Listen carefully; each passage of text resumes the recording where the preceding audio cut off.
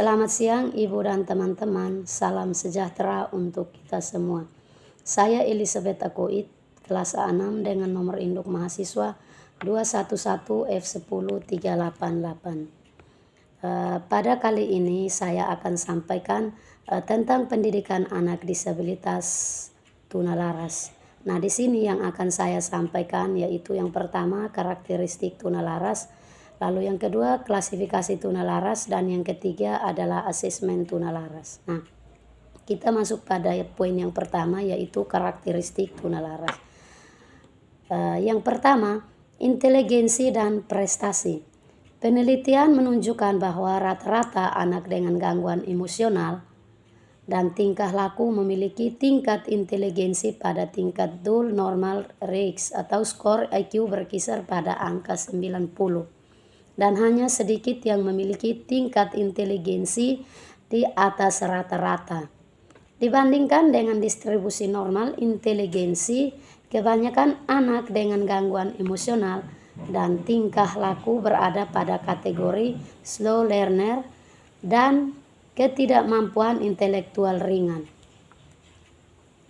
Kebanyakan anak yang memiliki gangguan emosional dan tingkah laku juga merupakan anak yang tidak berprestasi. Yang kedua itu adalah karakteristik sosial dan emosional. Penelitian mengenai status sosial dari siswa reguler sekolah dasar dan lanjutan pertama menunjukkan bahwa anak yang memiliki gangguan emosional dengan tingkah laku ditolak oleh lingkungannya. Hubungan antara gangguan emosional dan tingkah laku dengan gangguan komunikasi cukup jelas. Anak atau remaja dengan gangguan emosional tingkah laku memiliki kesulitan yang besar dalam memahami dan menggunakan bahasa dalam lingkungan sosial.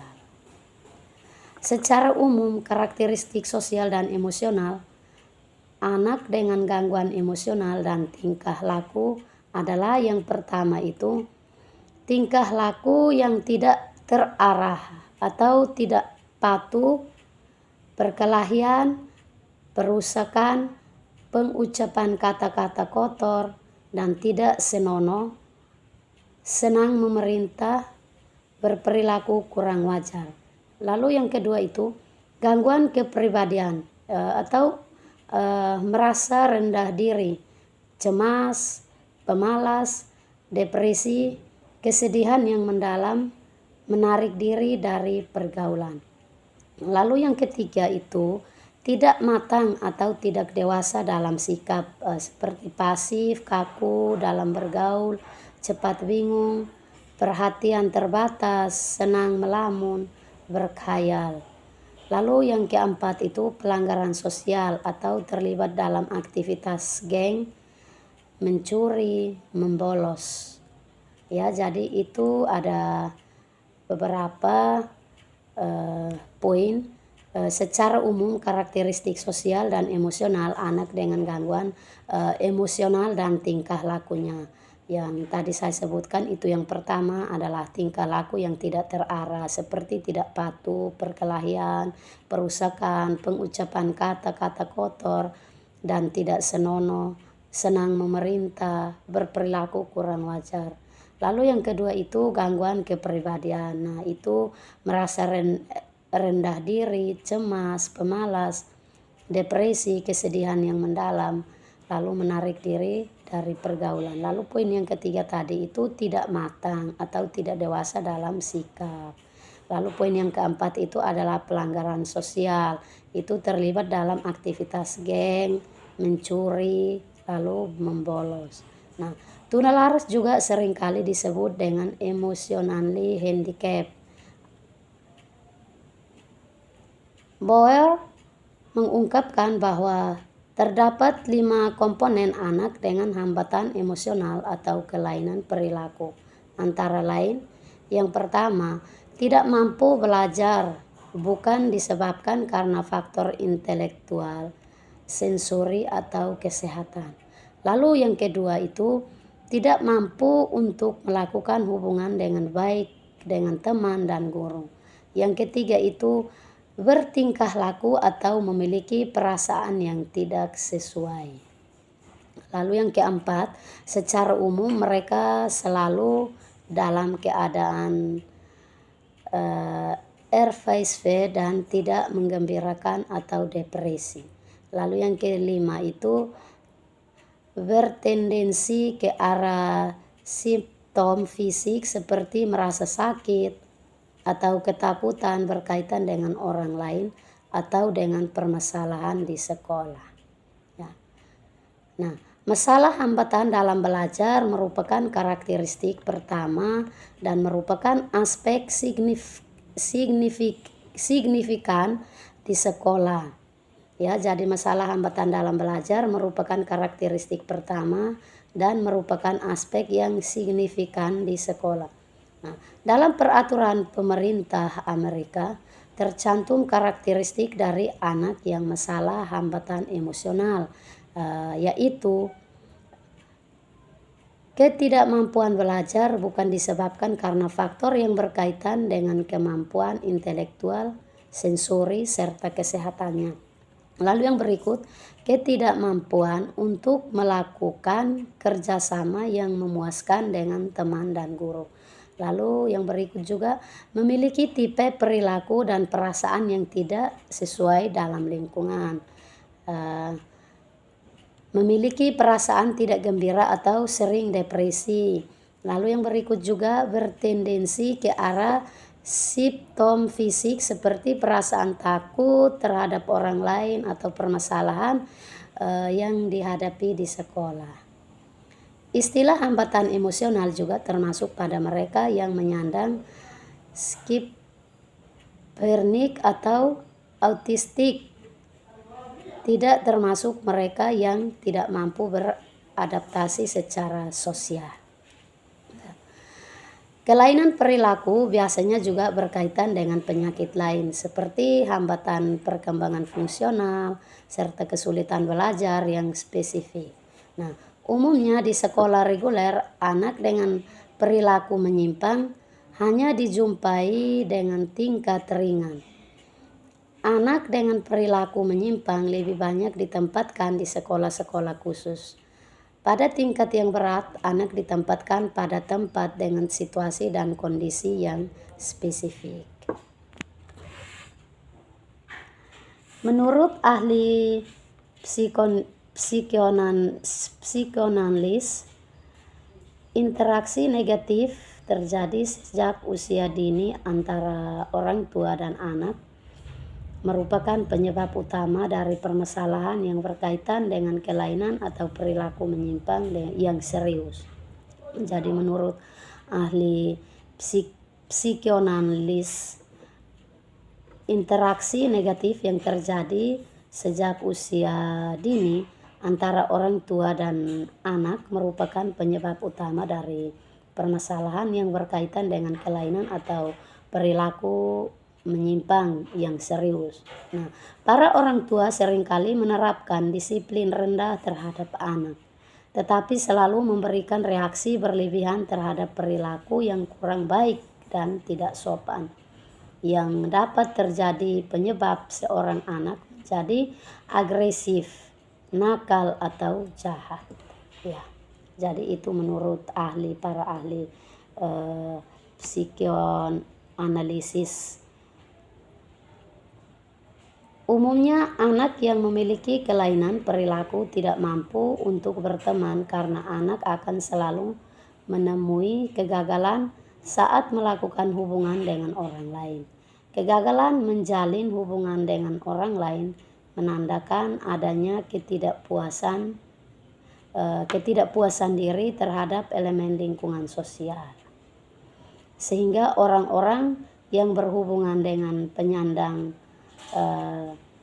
penyimpangan perilaku harus dapat dikondisikan agar situasi interaksi dalam lingkungan sekolah dapat memberikan kesempatan bagi anak penyandang perilaku menyimpang untuk melakukan interaksi dengan kompetensi sosial yang memadai. Jadi itu tadi tentang poin yang pertama adalah karakteristik tunalaras. Lalu kita masuk pada poin yang berikut adalah klasifikasi tunalaras. Terdapat banyak cara dalam mengklasifikasikan gangguan emosional atau penyimpangan perilaku berdasar pada masalahnya. Tetapi tidak ada sistem yang berlaku umum untuk dapat mengklasifikasikannya. Nah, beberapa psikolog dan pendidik melakukan asesmen lebih secara individual dari tingkah laku anak dan faktor situasional. Nah, berikut penjelasan jenis klasifikasi. Yang pertama, klasifikasi dimensional. Klasifikasi dimensional adalah tingkah laku yang akan digunakan untuk menggambarkan bentuk gangguan, merupakan tingkah laku khas yang sering dilihat dalam situasi kelas. Pendidikan biasanya menggunakan tingkah laku tersebut sebagai bukti adanya masalah. Di dalam klasifikasi tersebut terdapat 140 tingkah laku, yang 47 diantaranya diidentifikasi berkolerasi dengan prestasi dan mengandung perbedaan antara populasi normal dan populasi khusus. Terdapat 9 gejala perilaku menyimpang yang dapat muncul di dalam kelas, yaitu yang pertama, mengganggu di kelas. Lalu yang kedua itu tidak sabar atau terlalu cepat bereaksi. Lalu yang berikut itu tidak menghargai, menentang dan melawan. Yang berikut menyalahkan orang lain. Lalu bagian yang berikut itu kecemasan terhadap prestasi sekolah. Lalu yang berikut dependen pada orang lain, terus kurang dalam pemahaman, reaksi yang tidak sesuai. Lalu yang terakhir melamun, tidak ada perhatian dan menarik diri dari lingkungan sosial. Jadi itu tadi poin yang pertama adalah klasifikasi dimensional.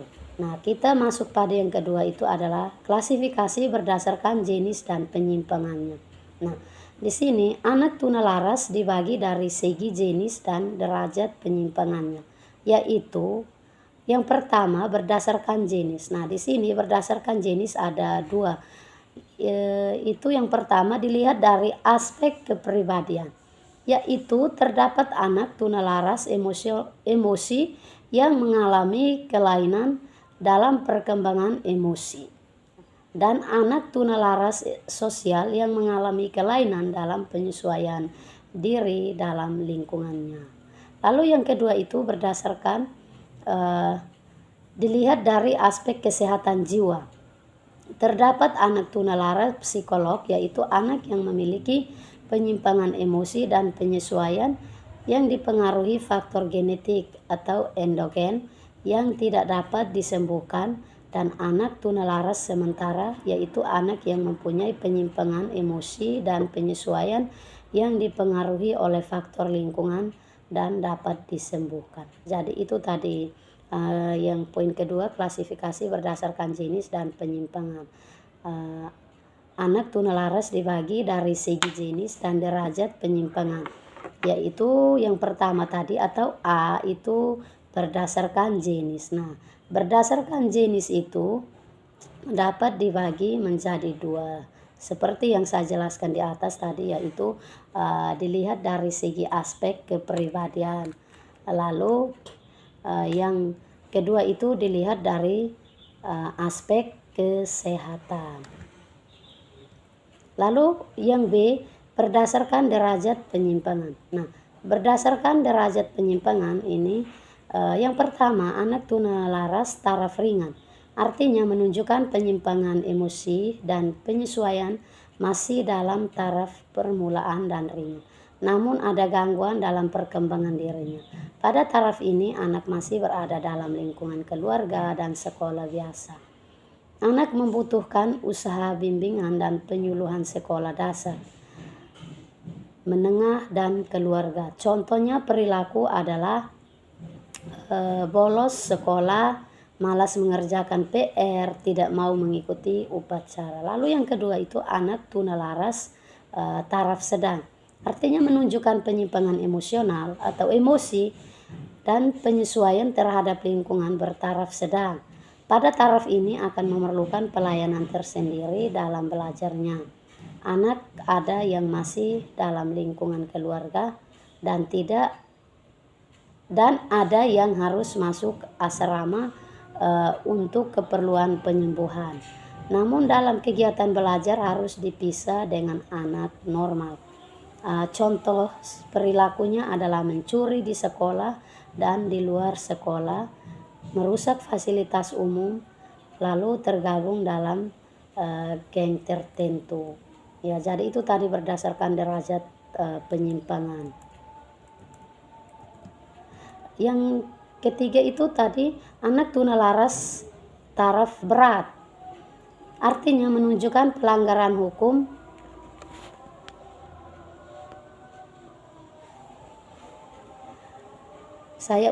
anak tunalaras taraf berat menunjukkan pelanggaran hukum karena mengganggu ketertiban masyarakat dan disebut delinkuensi. Nah, hal ini mencakup anak yang sudah terlibat narkotika dan tindakan kriminal. Taraf ini mengharuskan anak dipisahkan dengan keluarga dan sekolah umum.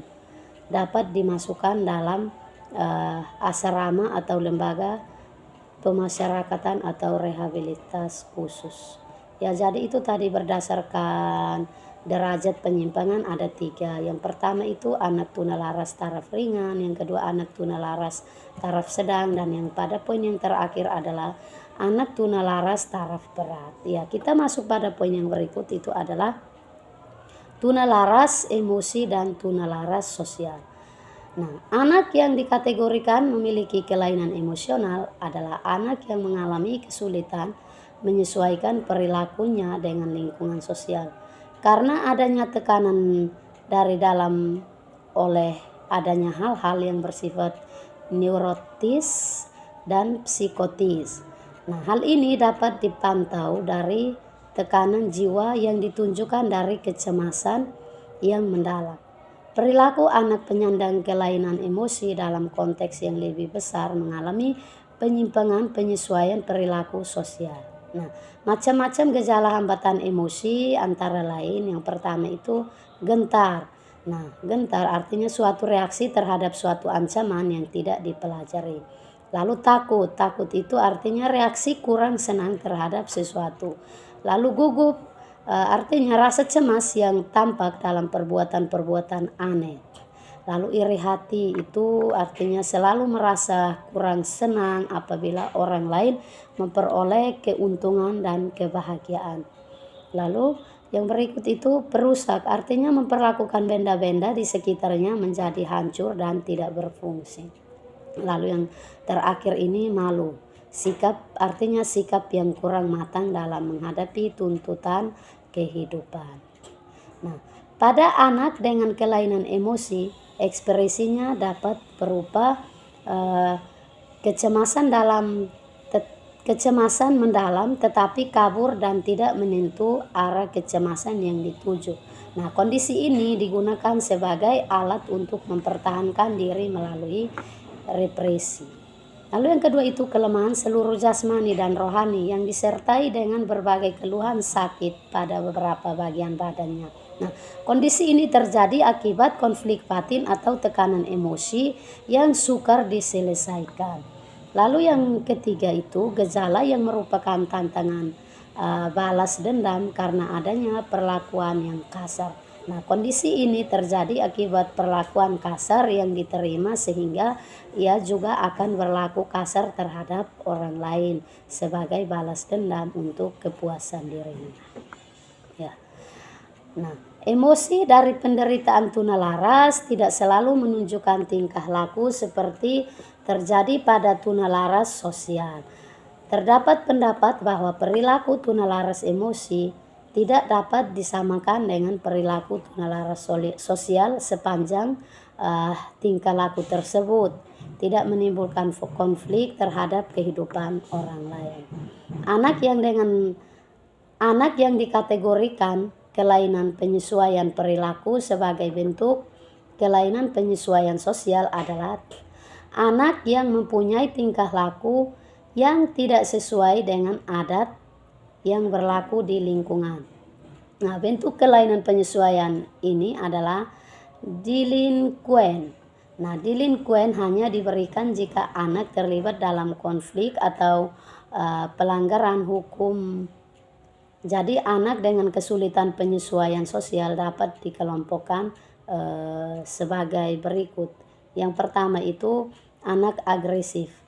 Yang sukar bersosialisasi adalah anak yang sama sekali tidak dapat menyesuaikan diri baik di lingkungan rumah, sekolah maupun teman sebaya.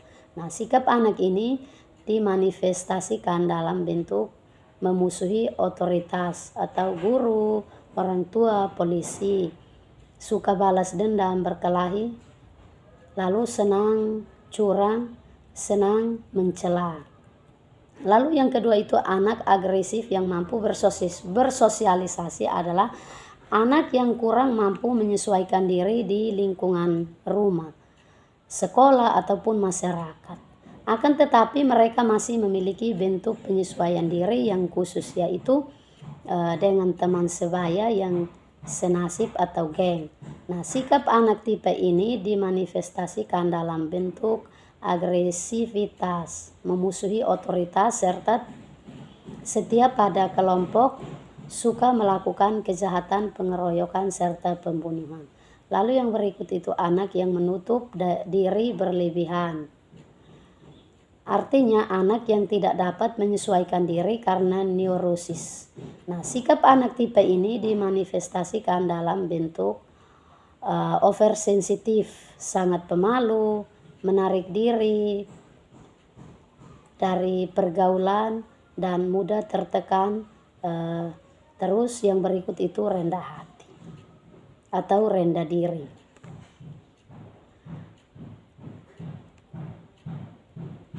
Sebagaimana jenis ketunaan yang lain, anak yang dikategorikan berkelainan perilaku dapat dikelompokkan dalam jenjang, mulai dari jenjang sangat ringan sampai sangat berat. Meskipun demikian, hal itu tidak tersusun secara eksplisit, sebab batas antara jenjang yang satu dengan yang lain sangat tipis dan samar. Nah, berikut ini beberapa hal yang dapat digunakan untuk menentukan intensitas berat ringannya ketunalarasan. Yang pertama itu besar kecilnya gangguan emosi. Semakin dalam perasaan negatif yang ada pada anak, semakin berat penyimpangan anak. Lalu yang kedua itu frekuensi tindakan. Nah, semakin sering dan tidak menunjukkan penyesalan dalam melakukan perbuatan tidak baik, semakin dianggap berat penyimpangannya. Lalu poin yang keempat itu ketiga, berat ringannya kejahatan yang dilakukan dengan pertimbangan peraturan hukum pidana dapat diketahui berat ringannya pelanggaran termasuk sanksi hukumnya. Lalu yang keempat, tempat dan situasi pelanggaran atau kenakalan dilakukan. Anak yang berani berbuat kenakalan di rumah, di sekolah, atau di masyarakat sudah menunjukkan tingkat kenakalan yang berbeda, mengingat konsekuensi-konsekuensi yang bisa diterima. Lalu yang kelima itu mudah sulitnya dipengaruhi untuk bertingkah laku baik. Para pendidik atau orang tua dapat mengetahui seberapa jauh tingkat penyimpangan melalui cara yang digunakan untuk memperbaiki anak. Lalu pada poin yang keenam itu adalah tunggal atau gandanya ketunaan yang dialami. Nah, jika anak tunalaras mempunyai ketunaan lain, ia termasuk dalam kategori berat dalam pembinaannya. Baik, itu tadi pada poin yang kedua atau bagian yang kedua adalah klasifikasi tunalaras. Baik, kita masuk pada poin yang ketiga, yaitu asesmen tunalaras. Secara sistematis, berikut ini ada beberapa cara untuk mendapatkan tunalaras. Yang pertama, psikotes. Nah, psikotes dilakukan untuk mengetahui kematangan sosial dan gangguan emosi. Ya, jadi psikotes itu dilakukan untuk mengetahui kematangan sosial, dan gangguan emosi. Nah, adapun alat tes lain yaitu tes proyektif yang memiliki beberapa jenis, yaitu yang pertama tes Rorschach. Artinya tes ini memberikan gambaran mengenai keseluruhan kepribadian, kelainan, dan perlunya psikoterapi. Nah, gambaran ini ditafsirkan dari reaksi anak terhadap gambaran-gambaran tersebut dari tetesan tinta. Lalu yang kedua itu thematic apprehension test atau TAT.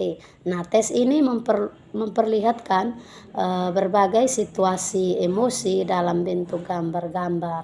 Nah, gambaran kepribadian nampak dari tafsiran anak mengenai situasi emosi tersebut.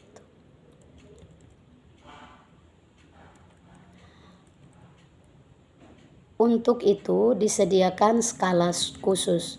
Yang pertama itu tes gambar orang. Nah, dalam tes ini persoalan emosi nampak dari gambar orang yang harus dibuat oleh anak. Lalu kedua itu dispersible test. Nah, tes ini memberikan gambaran mengenai iri hati, rasa dosa, rasa cemas, tanggapan terhadap diri sendiri, ketergantungan kepada orang tua, ungkapan protes terhadap lingkungan. Psikotes dan tes kepribadian melalui tes proyektif dilakukan dan dianalisis oleh psikolog dan dilakukan tindak lanjut melalui kerjasama dengan psikiater, konselor, dan terapis. Pemeriksaan dan terapi komprehensif biasa dilakukan di bawah lembaga resmi seperti Fakultas Psikologi, Fakultas Kedokteran, Lembaga Kesehatan Jiwa, Balai Bimbingan dan Penyuluhan. Lalu yang berikut itu biro konsultasi, psikologi, dan tempat praktek individu. Jadi itu yang pertama tadi yang pertama tadi adalah psikotes. Lalu kita masuk yang kedua itu adalah sosiometris. Nah, sosiometris adalah alat tes yang digunakan untuk mengetahui suka atau tidaknya seseorang. Caranya ialah tanyakan kepada para anggota kelompoknya yang mereka sukai. Setiap anggota hendaknya memilih menurut pilihannya sendiri.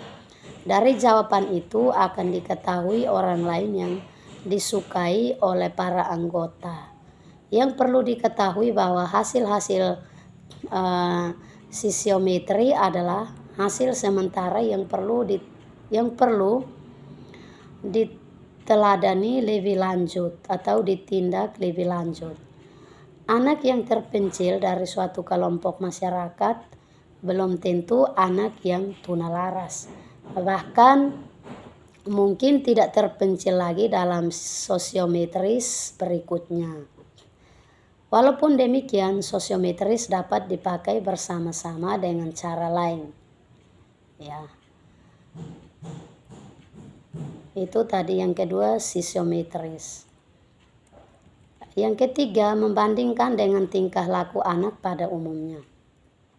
Keadaan tunalaras dapat diketahui dengan jalan membandingkan tingkah laku anak dengan tingkah laku anak lain yang seumur. Pekerjaan membandingkan boleh dilakukan oleh setiap orang dewasa. Anak yang jahat dapat diketahui jahatnya oleh masyarakat. Demikian juga anak yang tidak jahat tetapi kelakuannya tidak sesuai dengan norma yang berlaku diketahui oleh masyarakat.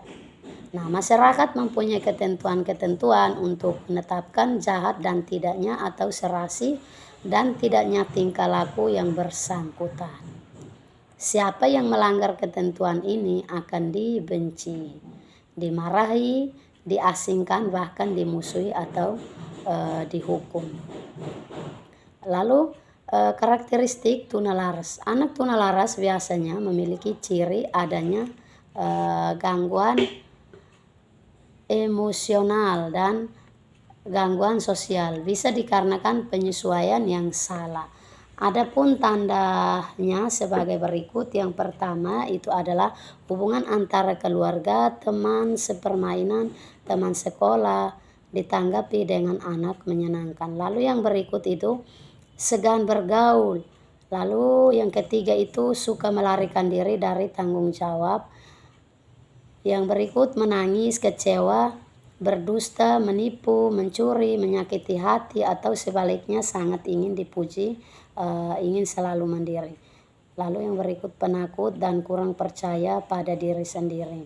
Yang berikut itu tidak mempunyai inisiatif dan tanggung jawab, kurang keberanian dan sangat tergantung pada orang lain.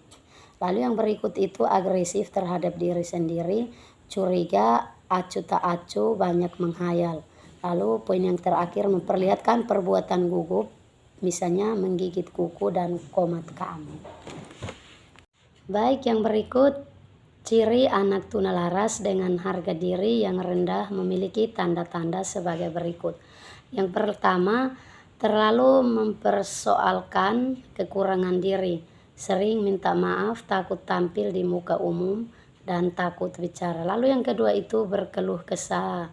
Lalu yang ketiga, segan melakukan hal-hal baru atau hal yang dapat memperlihatkan kekurangannya. Lalu yang berikut selalu ingin sempurna, tidak sepuas dengan apa yang telah diperbuat. Lalu yang terakhir itu sikap introvert, lebih banyak mengarahkan perhatian kepada diri sendiri. Nah, ciri anak tunalaras dengan harga diri yang tersembunyi antara lain sebagai berikut. 1. Bernada murung jika berbicara, cepat merasa tersinggung. Lalu yang kedua, sering merasa tidak enak badan. Ketiga itu berpura-pura lebih dari orang lain, suka menonjolkan diri, bicara lantang, merendahkan orang lain. Lalu yang terakhir adalah suka melakukan perbuatan jahat. Baik, kita masuk pada yang berikut itu etiologi tunalaras.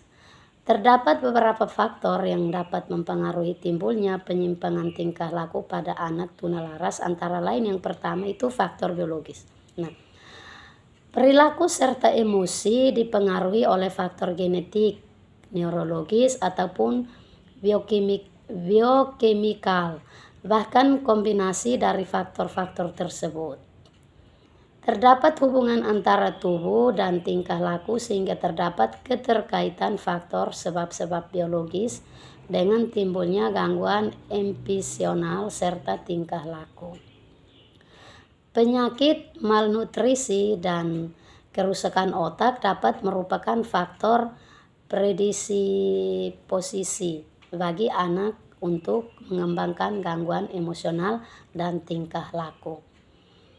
Anak yang memiliki cacat mental atau berinteligensi rendah maupun mengalami kerusakan otak merupakan sebab yang cukup berarti, karena anak tersebut tidak mampu meramalkan kemungkinan konsekuensi dari tindakan yang dilakukan, atau mereka tidak dapat mengerti dengan baik apa yang sedang dilakukan.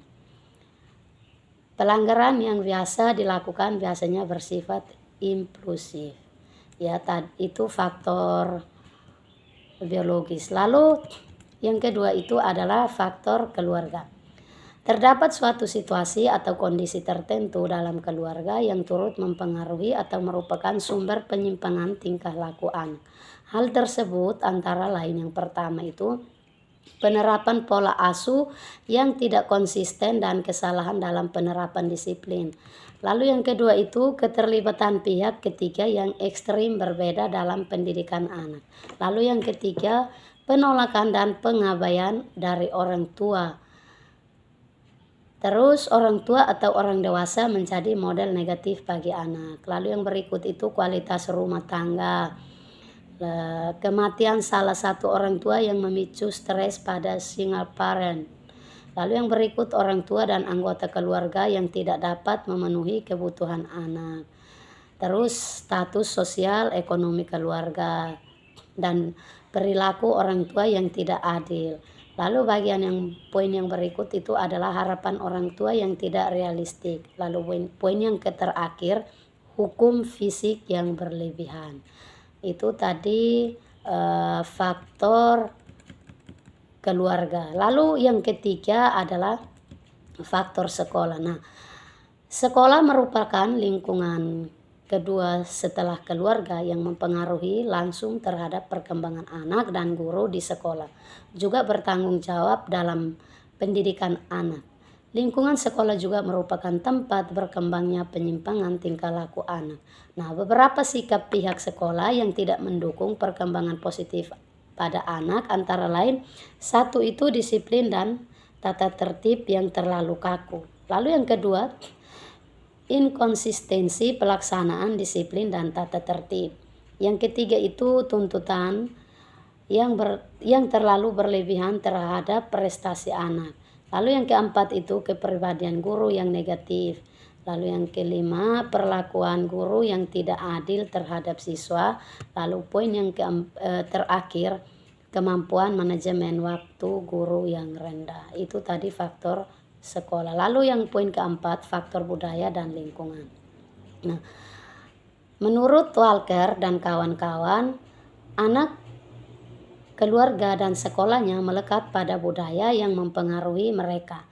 Nah, nilai dan standar tingkah laku telah diberikan kepada anak dalam berbagai kondisi, budaya, tuntutan, larangan, dan model. Ya, itu faktor yang budaya dan lingkungan. Nah, kita masuk pada poin yang berikut, itu adalah aspek perkembangan tunalaras. Aspek-aspek perkembangan tunalaras ini yang pertama adalah perkembangan kognitif tunalaras. Anak tunalaras memiliki kecerdasan yang tidak berbeda dengan anak-anak pada umumnya. Prestasi yang rendah di sekolah disebabkan mereka kehilangan minat dan konsentrasi belajar karena masalah gangguan emosi yang mereka alami. Kegagalan dalam belajar di sekolah seringkali menimbulkan anggapan bahwa mereka memiliki inteligensi yang rendah. Memang anggapan tersebut tidak sepenuhnya keliru karena diantaranya anak yang tunalaras juga ada yang mengalami keterbelakangan mental. Kelemahan dalam perkembangan kecerdasan justru menjadi penyebab timbulnya gangguan tingkah laku.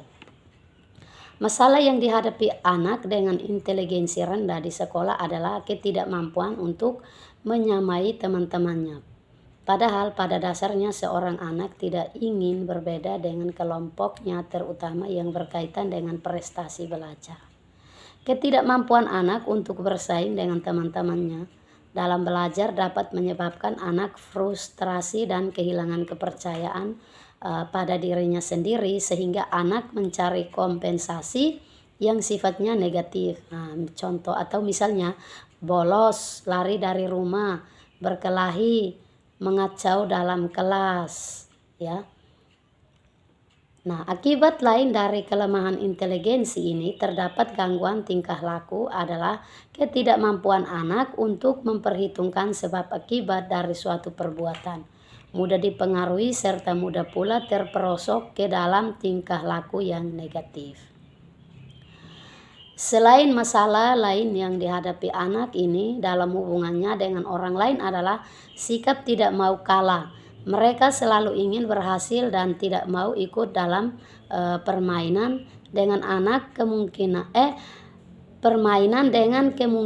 dikalahkan orang lain. Jadi masalah lain yang dihadapi anak ini dalam hubungannya dengan orang lain adalah sikap tidak mau kalah. Mereka selalu ingin berhasil dan tidak mau ikut dalam permainan dengan kemungkinan dikalahkan orang lain. Nah, hal ini nampak dari sikap anak yang selalu ingin lebih unggul dari teman-temannya, sehingga apabila suatu waktu dia mengalami kekalahan, maka ia cenderung untuk selalu merasa mudah kecewa dan impulsif. Itu tadi aspek perkembangan kognitif tunalaras atau aspek-aspek perkembangan tunalaras. Yang pertama itu tadi perkembangan kognitif tunalaras. Lalu yang kedua itu adalah perkembangan kepribadian tunalaras. Perkembangan kepribadian tunalaras ini merupakan struktur yang unik. Tidak ada dua individu yang memiliki kepribadian sama. Para ahli mendefinisikan kepribadian sebagai suatu organisasi yang dinamis pada sistem psikofisiologi spesies individu yang turut menentukan caranya yang unik dalam menyesuaikan diri dengan lingkungannya. Nah, kepribadian akan mewarnai peranan dan kedudukan seseorang dalam berbagai kelompok. Dengan demikian, kepribadian akan menjadi penyebab seseorang berperilaku menyimpang. Manifestasi kepribadian yang teramati tampak dalam interaksi individu dengan lingkungannya, dan pada dasarnya interaksi ini sebagai upaya bentuk pemenuhan kebutuhan individu. Sejak lahir, setiap individu sudah dibekali dengan berbagai kebutuhan dasar yang menuntut pemenuhan kebutuhan, dan untuk setiap individu senantiasa berusaha memenuhinya yang diwujudkan di berbagai lingkungannya. Konflik psikis dapat terjadi apabila terjadi benturan antara usaha memenuhi atau pemenuhan kebutuhan dengan norma sosial. Kegagalan dalam pemenuhan kebutuhan dan penyelesaian konflik dapat menjadikan stabilitas emosi terganggu. Selanjutnya, mendorong terjadinya perilaku menyimpang. Keadaan seperti ini yang berkepanjangan dan tidak terselesaikan dapat menimbulkan frustasi pada diri individu serta menimbulkan gangguan seperti pada anak atau remaja tunalaras. Lalu poin yang ketiga itu adalah perkembangan emosi tunalaras. Terganggunya perkembangan emosi merupakan penyebab dari tingkah laku anak tunalaras. Ciri yang menonjol pada anak tunalaras adalah kehidupan emosi yang tidak stabil, ketidakmampuan mengekspresikan emosinya secara dapat atau tepat, dan pengendalian diri yang kurang sehingga seringkali menjadi sangat emosional. Terganggunya kehidupan emosi ini terjadi sebagai akibat ketidakberhasilan anak dalam melewati fase-fase perkembangan. Kematangan emosional seseorang anak ditentukan dari hasil interaksi dengan lingkungannya. Anak belajar merasakan kehadiran emosi dan belajar pula cara untuk mengekspresikan emosi-emosi tersebut. Perkembangan emosi ini berlangsung terus-menerus. Semakin bertambah usia, anak akan mengalami banyak pengalaman emosional. Nah, anak semakin banyak merasakan berbagai macam perasaan. Lalu kita masuk pada poin yang keempat adalah perkembangan sosial tunalaras. Nah, anak tunalaras mengalami hambatan dalam melakukan interaksi sosial dengan orang lain atau lingkungannya. Hal ini tidak berarti bahwa mereka sama sekali tidak memiliki kemampuan untuk membentuk hubungan sosial dengan semua orang. Dalam banyak hal atau dalam banyak kejadian, anak tunalaras dapat menjalin hubungan sosial yang sangat erat dengan teman-temannya. Mereka mampu membentuk suatu kelompok yang kompak dan akrab, serta membangun keterikatan antara yang satu dengan yang lainnya. Perbedaan yang ada adalah anak tunalaras memiliki penghayatan yang keliru, baik terhadap dirinya sendiri maupun terhadap lingkungan sosialnya. Mereka menganggap dirinya tak berguna bagi orang lain dan merasa tidak berperasaan, sehingga timbul perasaan kesulitan apabila akan menjalin hubungan dengan lingkungan. Apabila berhasil sekalipun, anak tunalaras akan menjadi sangat tergantung pada seseorang yang pada akhirnya dapat menjalin hubungan sosial dengan dirinya sendiri. Baik ibu dan teman-teman, demikian dari saya yang saya sampaikan mengenai karakteristik tunalaras, klasifikasi tunalaras, dan asesmen tunalaras. Selebihnya saya mohon maaf apabila dalam penjelasan saya mungkin masih ada yang kurang. Saya minta maaf. Sekian dan terima kasih.